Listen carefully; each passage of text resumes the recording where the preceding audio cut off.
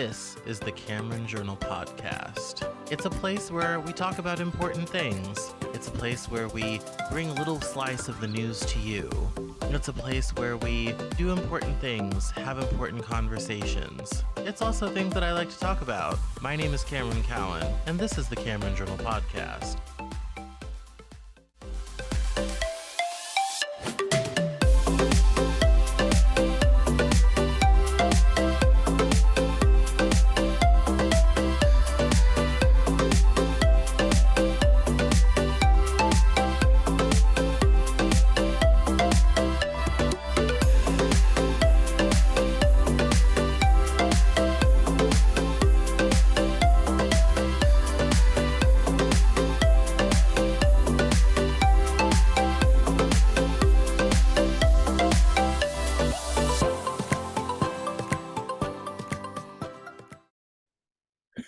Today on the Cameron Journal Podcast, we are joined by Brent Antonson. This is going to be kind of a bit of an interesting interview because he and I are both writers at planksip.org, and we had met through that, and Dan Sanderson has been on this podcast, and I've done 3 other podcasts with him, and so we've become quite familiar. And so Brent and I are going to be talking primarily about all things international relations, but we're also going to get to know him because he and I haven't really ever talked on our own. So this is going to be an interesting show that will probably cover some interesting topics, but also be a little bit of a get to know you. So welcome, Brent, to the Cameron Journal Podcast. Thank you for having me, Cameron. Oh, well, let's begin from the beginning. Why don't you tell us a little bit about yourself and your expertise and your background, and we'll go from there. All right. Well, I grew up, I had a great childhood. I was traveled lots. I was in the USSR when I was 5 years old. I grew up traveling, and in 1993, I ended up in Estonia. 2 years after that, a Baltic province had declared independence from the Soviet Union, and I hated Estonia. This was, 1993. In 1994, my brother and I took a whirlwind trip around Europe and got into Yugoslavia during the conflict, and then got out. And we realized that we really had to drive Europe to get a sense of it. So in 1997, we drove Europe, and then we met up with my dad and took the Trans-Siberian Railway. And we flew to Moscow, and the 3 of us took the Trans-Siberian Railway. Nine days locked in a cabin with family, and we made it to China. And every 3 years we did another major trip, and it ended up in 2009 that we ended up circumnavigating the world by rail. During that time, even though I had not found any love for Estonia, I ended up getting some teaching certificates, and went and taught at universities and private schools in Russia in 2000 and 2001. So and then I came back, and then I left again, and I taught in China for 18 months, and then I taught in Iraq for 18 months, and then went back to Russia for Sochi 2014 and taught there again for a year. What do you teach? English. Okay. Well, it sounds like you haven't been home in 25 years. That's what I heard. Off and on. Off and on, yo-yo. Back and forth. Yeah. I love being abroad. Last year, my girlfriend and I drove 7,800 kilometers in France. I think that's almost every road in France. It's almost every road in France. We did a little bit of Switzerland and Luxembourg, but most of it was in France. And I couldn't believe just how much road there was, how much open space, how much sunflower, how much land was dedicated to sunflower and cereal. It's as vast. It's the more when I'm in a city and I think that we're overpopulated, I realize that we're over cityfied. We need more people out in the boonies, out in the suburbs, because that's actually where you can get good property, and you don't have anybody bothering you. Yeah, urbanism Twitter just exploded because you said that. Everyone's trying to get us to be more dense and live more compactly and all this type of thing. So, there was a video that someone posted this morning of a building in China or possibly elsewhere in Asia where they have 20,000 people, basically a whole town, under one roof with shops and salons and everything you could possibly need in one roof. And there's a vigorous debate going on over whether that's a good thing or a bad thing. Now, it don't these they erect these things usually overnight. Sometimes, I mean, yeah, I mean, there's a lot of places where that stuff gets built really fast and the quality isn't quite what we would like it to be. When I lived in China, I lived in a hotel that had the 17th, 18th, and 19th floors. They only had 3 floors of this tower. There was another hotel that was down below. There was a residence, and there was uh, uh, um, businesses up top.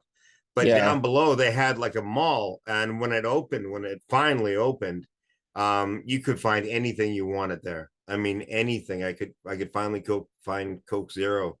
Uh, but they had everything. You didn't have to leave the hotel to go and get anything. You could you could just go downstairs, and many of the I mean, I know you're in Seattle, but we've had an influx around where the SkyTrain runs. The areas that were previously uninhabitable are now have 20, 30 story not skyscrapers, apartments, condominiums, and a Safeway at the bottom, and you don't really need to leave your own dwelling. It may be a Chinese something that they came up with, where because there's lots of areas in China where the cities are built, they're just waiting for people. Yeah, which has caused part of their property crisis and their debt crisis, re-Evergrande and all that type of all that type of thing. Um, yeah, I mean, we have the most construction cranes in the nation. I've been here in Seattle for 9 years, and um, a lot, a lot of the skyline has changed a lot in the time that I've been here. A lot of new buildings, a lot of new construction, a lot of new things have gone up, and even though we have, out migration, um, including me soon enough, um, where people are still moving here in droves. The median price of a house in the Puget Sound region is $748,000, and Wow. yeah, it's still quite expensive to live here because of all the people are moving here. So for me, I mean, I get the whole the lust for rural areas and openness and all this type of thing. Um, but I have to say, as a confirmed city dweller, I don't mind, you know, living in a building with shopping and whatnot on the bottom. I think that is probably a good thing. It's a better, use of the land, Mm-hmm. Especially, I mean, especially like It in a is client. ingenious. It Yeah. just for some reason reeks of I don't know, cookie cutter. This is something that's going to just happen around the world. You're just going to go downstairs and get everything you need, everything from eyeglasses to fruit to candy to um like I was thinking in China, I needed medications like sleeping medications that you can't get there because they don't believe in uh in any kind of mental illness or any kind of sleeping problems, or that nothing, that everything can be cured with an herb. So they had an herbal doctor's office, which was really horrible to try out their solutions. So sadly, there are insomniacs in China that are likely awake all night wondering why their herbal stuff isn't working. Yeah.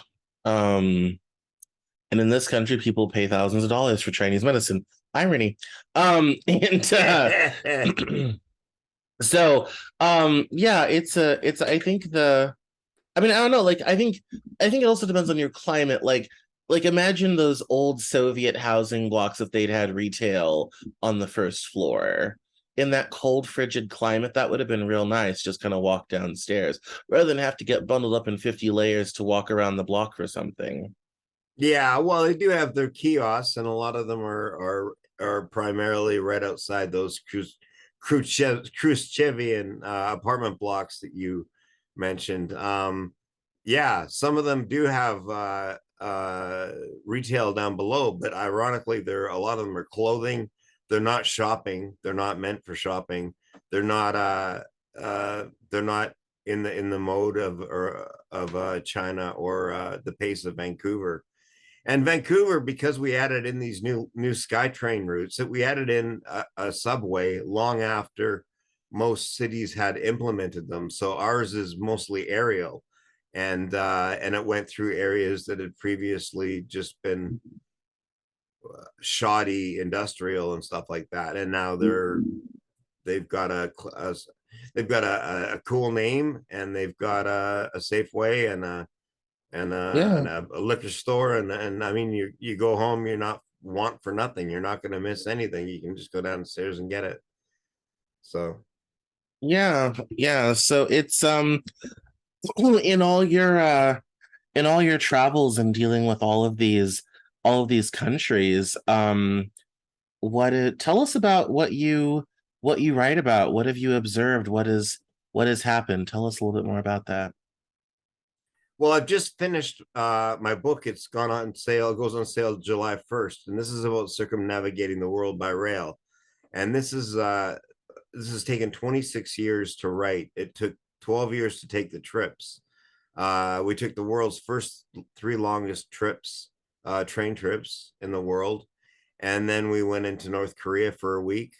And then we went Moscow to London, which circumnavigated the world by rail, by train.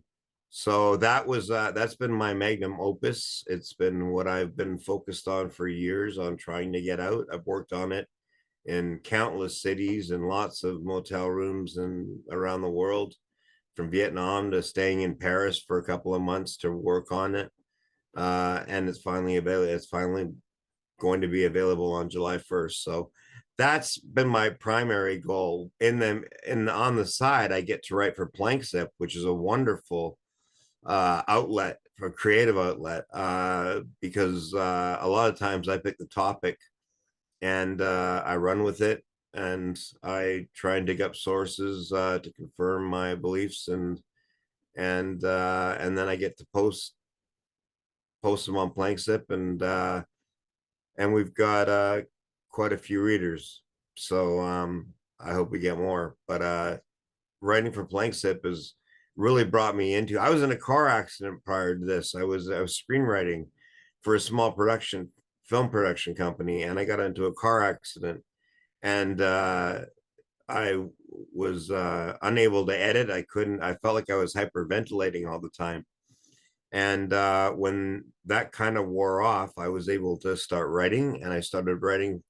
Uh, Actually, I wrote a pivotal piece, which I like to express to people, that the future language of the world will be broken English. That was my first article, and I gave to Daniel. Um, Teaching overseas, everybody wants to learn English. Everybody on the street in Vietnam wants to learn English. They want to say hello, or they want anything. Uh, Let alone the people who are actually studying at schools or studying, watching our movies, listening to our music. The whole movement is to learn English, some form of it. So I predict that in 100 years, everyone will be speaking some degree of fractured English to each other. We do that now. We do that now with our local convenience stores. Sometimes we have to change the way that we speak in order to be understood. Um, and Yeah, so I think it's fascinating that they thought that uh, what was that language that that was supposed to come out and be the Oh, language of the world. Esperanto. Esperanto, right? And about 1,800 people speak it. Yeah. Yeah. So the movement towards English. I mean, you can't find a copy of Gardening for Dummies in Arabic. Everything is in English. Everything is the movement, the whole push, the translation of ancient texts is all in English, all into English. So there's 400 million people in China studying English. That's more people than there are in the United States. Yeah. It is it's kind of interesting how probably not since ancient Rome have we had such a widespread lingua franca, you know. And I Yeah. think for the probably the first time in human history on a truly global scale. Um, which I think is pretty spectacular, you know. And it is kind of funny. Like it's like, you know, you go around the world and there are some words that seem to be known by people no matter where you step foot on the planet. Like, Fuck, for example. yeah. Every no matter where you go, everybody seems to have picked that one up. It has global appeal. Like And they can use so that as an adjective and as a noun and as an adverb and as a yes. I wrote up my very first English paper I ever wrote in college was the etymology of the word fuck, which my professor thought was delightful. And I explained it's the only one of the few words, if not the only in English, that you can use as every part of speech. And now. so What is it? It's etymology. Where does it come from? I thought it was for unlawful. yeah, it so there's a it is of there's multiple kind of places it came from. There's the obviously the mnemonic, but it also has been traced to roots in Danish. So it Oh, there seems to be multiple pathways as to how it came together. Its earliest forms, I think, were first written down in the 13th or 14th century, and then it developed to today. So yeah, it was an interesting sort of thing. So I bet. Well, they all know hello. They're learning sorry. Um, I don't know the few basic words that I learned. Like when I learned Chinese, um, I had a Chinese teacher, and I learned to say "ni hao," "bu ni hao," "shi," and my name is Brent, and but I couldn't quite grasp anything in that. I've had success with French. I had 6 years of French immersion yeah. in Canada and in a pilot program. So I've got French to some degree, and I've got Russian to some degree. So uh, China escaped me as a language. Learning a language, it completely escaped me. Yeah, I've dabbled. I'm fairly proficient in French and German. I've dabbled in Chinese, and it's just too different. Like it's a struggle. Like it's a very different mindset. Um, and my brain don't bend that way. Do you know that there are 55,000 Chinese pictographs? Yes. And when you leave high school, you only know 2,000 of them.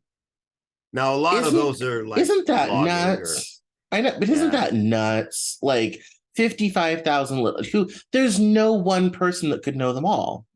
No, some of them are like lung diseases or logging terms or just words that are completely out there.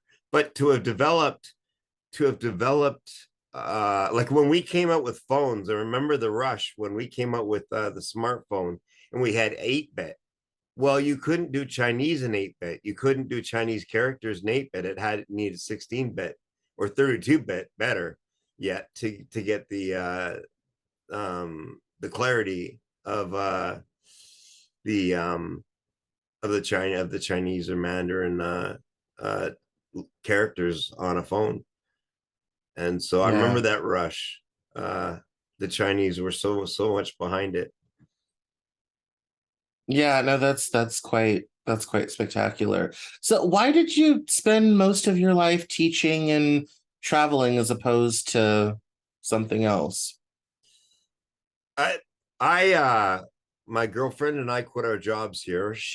I had driven all through all the American states. When I was 21, a friend and I drove all the lower 48 states and into Mexico. And so I've been basically in every American's backyard. I've been not too far from anyone. And I loved it. And I wanted my favorite state is Wyoming. And so my girlfriend and I decided, yeah, I know. My girlfriend and I decided that because That's of a disgusting. song, I had this sort of affinity for cowboys and stuff, and it's the least populated state. And so we quit our jobs and went to work illegally in in Wyoming, in Laramie, Wyoming. And so I went out to get my car fixed at a gas station, and I was offered a job right there, so I took it, and I was pumping gas for $4 an hour, and I loved it. I was out on the snowy hill plains of Wyoming. I was learning who was who in this little town of 10,000 people. I was taking Old Blue, which was a truck, out to clear the snow off of somebody's driveway. I'd go to Napa and pick up parts.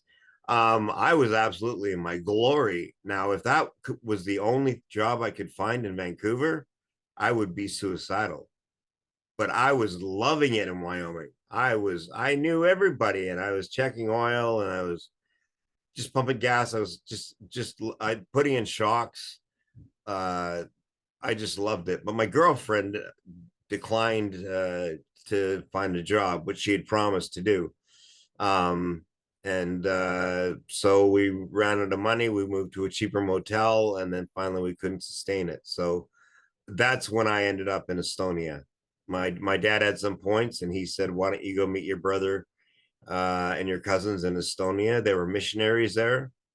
So I was only supposed to go for a couple of days, and since my girlfriend and I broke up, uh, I stayed for months and months and months. And and this was days before there was Wi-Fi, so everything was writing. I was writing about my experiences in Estonia. I had neighbors. I had Russian neighbors in Estonia, and in the Khrushchevian apartment blocks you're talking about, most of them were 5 or 10 stories. The five were walk-ups, and I lived on the fourth floor. And my neighbors invited me over one night, and there was no common language between us. I hadn't started studying Russian yet, and so we're doing vodka shots, and I go in to use the bathroom, and in the bathtub are like 10 large fish swimming around in the bathtub. And they grabbed a fish by the tail and they bonked it on the counter. They cut it into pieces and we ate it with the vodka. Just like that. Just like that. That's how fresh they wanted their fish. And So uncooked, apparently. uncooked,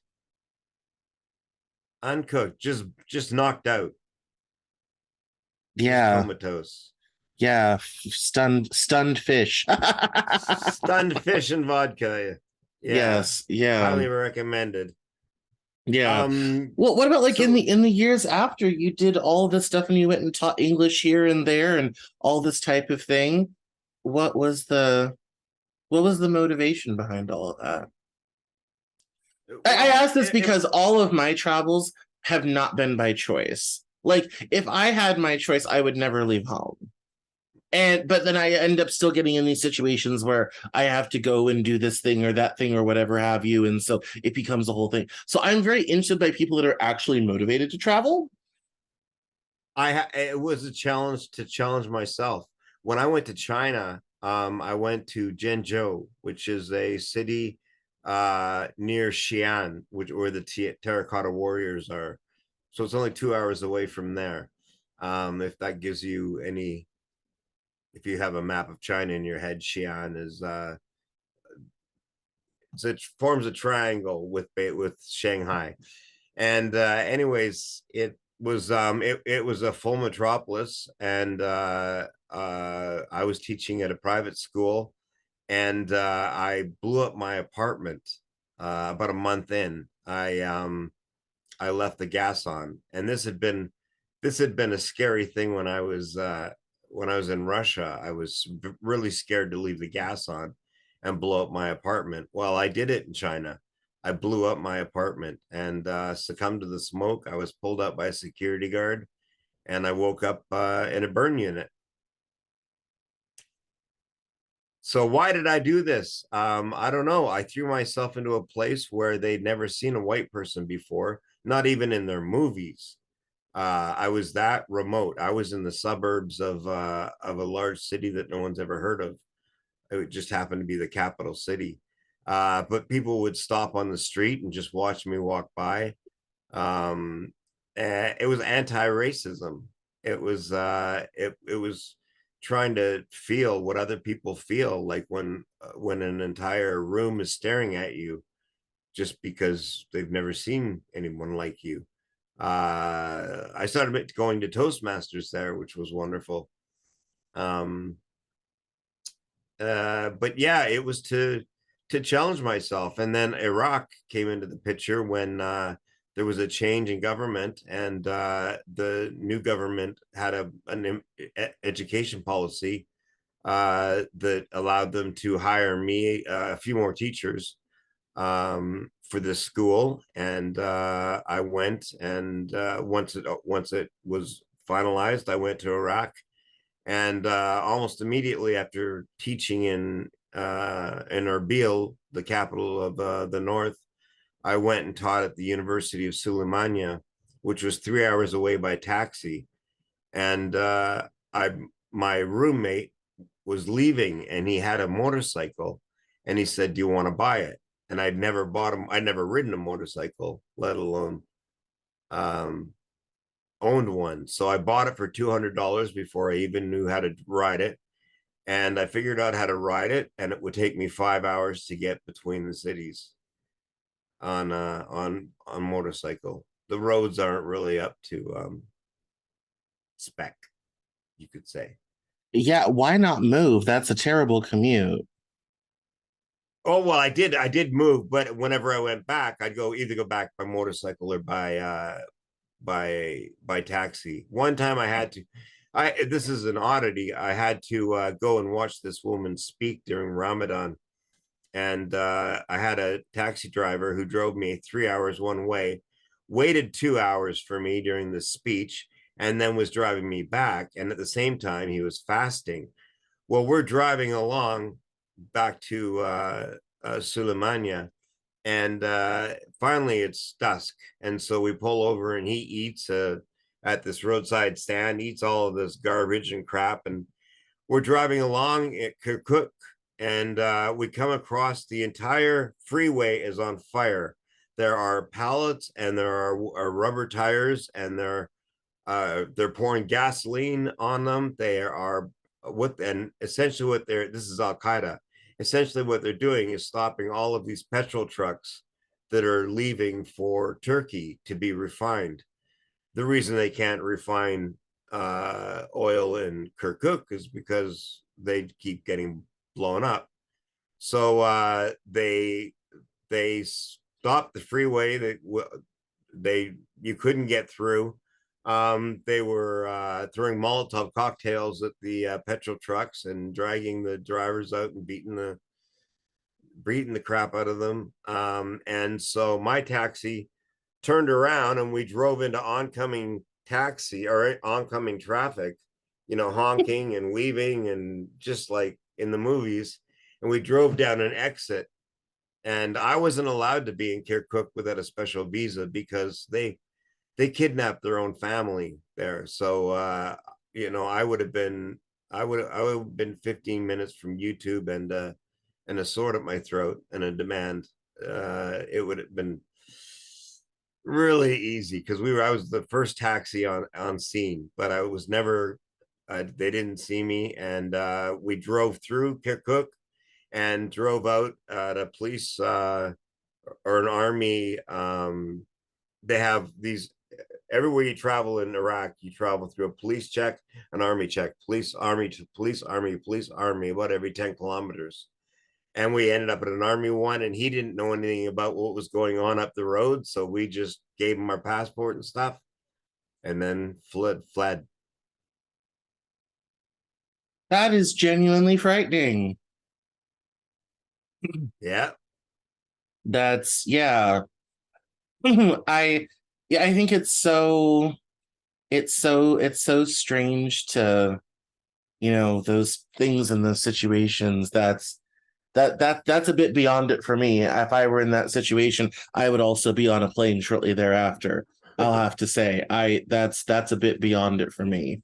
So, um, minus the fact the air quality situation with all that burning oil must have been terrible.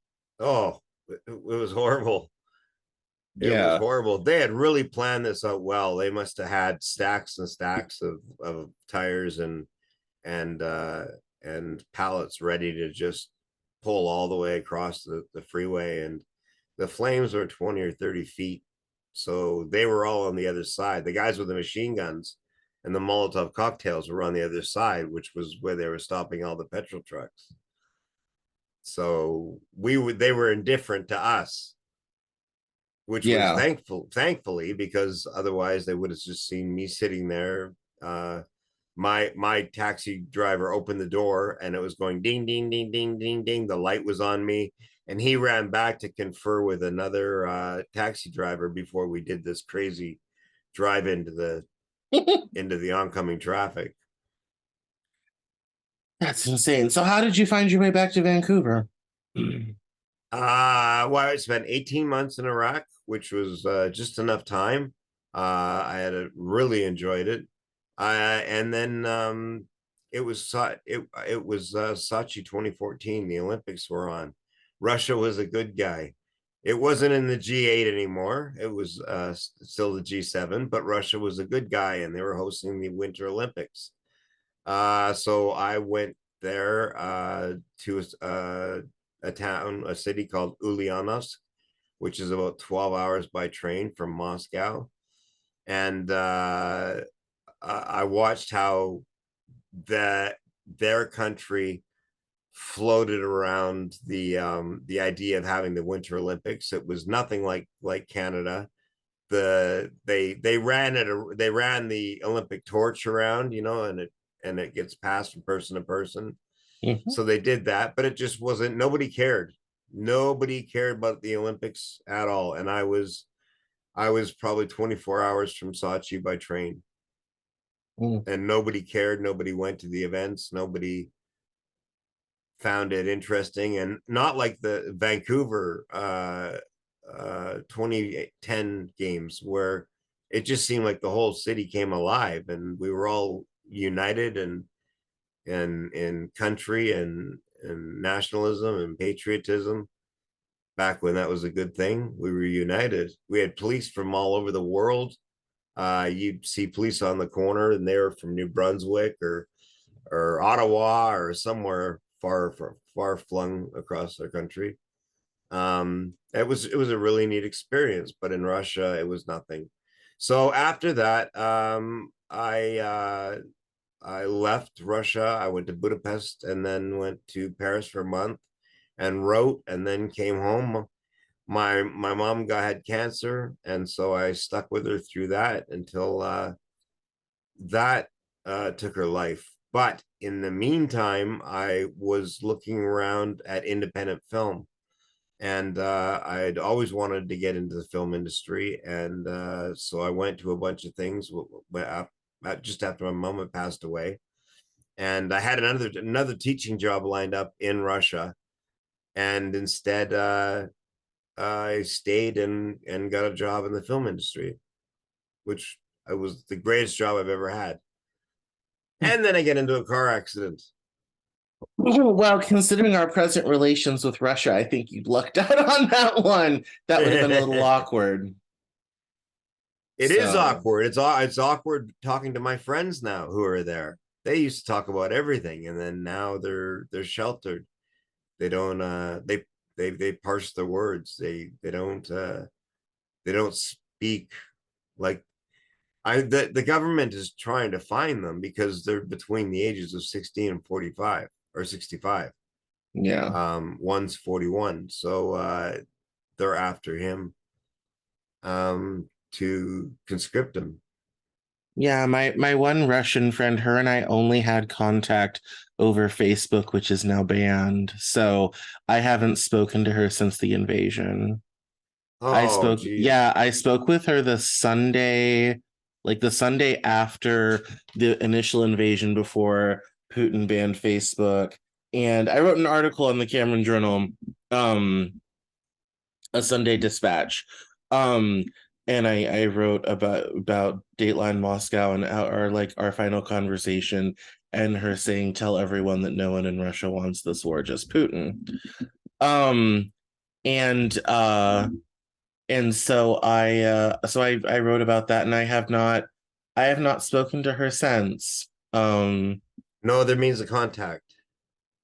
You know what, I left her before we departed. I gave her all of my information, phone number, address, all this type of thing, everything.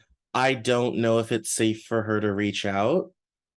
Um, I imagine, given how things are going, it may be dangerous for anyone who has contact with the West right now. I Yeah. don't know. So I'm trusting in her wisdom and judgment on that. She has my information. It just may not be safe for her to reach out at this time, and that's okay. But it's been, I miss her a lot. And her and I, when she lived in this country, her and I had grown really close. And so I miss her a great deal. And as I put in the dispatch, I said, I never thought, you know, I would be in a situation where I'm having a last conversation with a friend because of war. I'm like, what in the 1938 is going on? Like, I don't have the right clothes for this, you know? Um, like I need a fedora and a better suit. Um, and so yeah, so it's a very difficult, it's a I very had a difficult friend this thing. morning in Russia, and he said, "I'm ready to commit suicide," and I wrote, Hmm. what?" And he goes, "No, it's just a joke we all say." Really? Now That's it's a that joke dark everybody sense of says. Russian humor I love. Oh no, that dark acerbic sense of humor just brings me endless joy. People find it very offensive. I'm like, oh no, I fucking love it. Like I'm all about it. It's great. So that's now yeah, it was really, I'm kind of sad because I was the one that encouraged her to go back to Russia. Her parents, or her mother has passed, her father is elderly, and I encouraged her to go back because of how anti-immigrant things were getting in this country. And when Trump was elected, it was kind of said, I don't think it's going to be safe for you, for a lot of us, you know, but you can get out, you should. And I feel kind of bad for encouraging her to leave now, because now I'm kind of like, no, no, but the opposite, like you should come here now. Yeah, yeah, yeah. Yeah, so Jeez. it's, yeah, it's a difficult thing, but that's my Does she have the that's option of coming back? no, her green card is gone. To maintain the green card, you got to be here every 6 months. And she didn't do that. So, no, she doesn't have an out. She doesn't have. I asked her, when it first happened, I said, if you have to get out, like, can you come back to America? And she's like, no, I don't have the paperwork. She's like, I'm kind of stuck here. So, Jeez. yeah, it's quite Ah, sad. It's it's quite very sad. sad. No, this is one of the problems with my life. My friends are spread all over the country and all over the world, which means I don't have anyone to get a cup of coffee with. It's kind of like, it's like you have so many friends. I'm like, yeah, I literally don't have anyone to get a cup of coffee with or get lunch with. Um, because all of my people are every other where other than here. So, yeah, it's a. How do you? Speaking of that, though, how do you stay in touch with all the people you've met along the way? Well, simply through the internet. Simply, what do you mean? I mean, I mean, I don't I know how kept I in could do it contact. without social media. There's people internationally that if it weren't for social media, I would never talk to them, sort of thing. Yeah, well, nor would I wake up and wonder what the GDP of Yemen is. I That's wonder. also true. Yeah, I have to. I try to keep abreast of all global politics, what's happening where, whether it's that that screw up in the Suez Canal, uh, or it's a mass bombing or something. I don't know. I just follow it. I'm a news junkie. I always have been, and I'm less and less prone to the media. I don't know who my sources are now. I can't really tell you because they're usually third hand or fourth hand and out of context. I trust the South China Daily, and I trust Al Jazeera. I don't know who else I can really trust for um, sane world, a sane worldview. I can't trust CNN anymore. I can't trust uh, yeah, I can't trust legacy media. Why do you think that is? They changed their tune so that they didn't focus on the big things, and uh, they didn't focus on the small things. Um, I found out about this boat or the submarine that goes around Titanic, and 5 people were in it. And Yep. I find it on, I think, Clown World on Twitter. They're saying how crazy it is that somebody would go in this thing, and then all of a sudden it's missing. And I find that out from a different news feed, and then I find out that they're all dead through another one. Um, it's not. I can't go to CNN and be current, kept current. If even kept abreast of what's happening. They might not show the Super Bowl score anymore, or what's happening. I don't know. It's just everything's changed in the last 2 years. I used to refresh the CNN page, the BBC page to see what was new. Now I hardly even go there. I do love a South China Morning Post, though. They're a little too pro CCP for my taste, but which makes sense. But sometimes I'm kind of like that's a little too pro China. But I do enjoy them for that outside perspective. I'm also a big Le Monde reader. Oh, Le Monde as well. Yeah, they're just a Yeah. few days behind everything. It's the French. They don't do anything on time. The French haven't been on time their entire history. They're a day late and a Deutschmark short. But all right, Brent. Well, this has been absolutely delightful. I don't know if this has been very entertaining for the listener, but I've enjoyed getting to know you and getting to learn a little bit more about you. Um, why don't you tell us where we can find you online and remind us about your book and when it comes out again? Well, my book is called Ties That Bind, and you can go to brentantonson.com. So that's BRENTANTONSON.com. And you can order a soft cover through there. You'll be able to order the ebook on July 1st. And yeah, it's been a 26-year writing project. It's gone through 2.5 editors. One died halfway through it. It's been a significant, like I say, it's my magnum opus. So it's tons of work has gone into this. I hope it's a phenomenal read. And yeah, I'm on Brent Antonson on Facebook and Twitter, and anywhere else you happen to look, usually under All my right. name. All right. Well, thank you for coming on the Cameron Journal podcast. Thanks for having me, Cameron. It's been great.